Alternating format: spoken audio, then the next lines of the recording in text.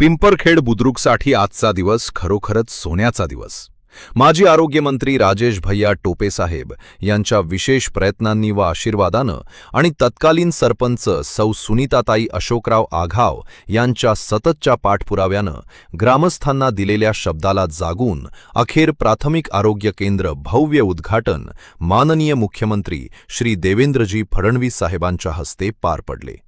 या सुसज्ज हॉस्पिटलमुळे पिंपरखेड बुद्रुकसह परिसरातील सर्व गावातील नागरिकांचा आरोग्याचा प्रश्न सुटला असून उपचारासाठी आता शहरात जाण्याची गरज उरणार नाही.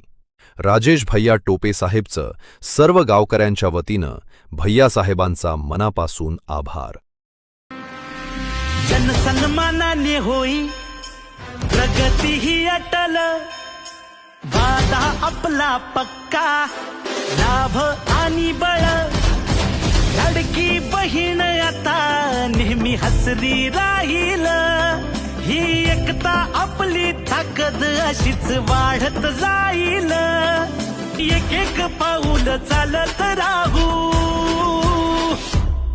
काम करत आलोय, काम करत राहू.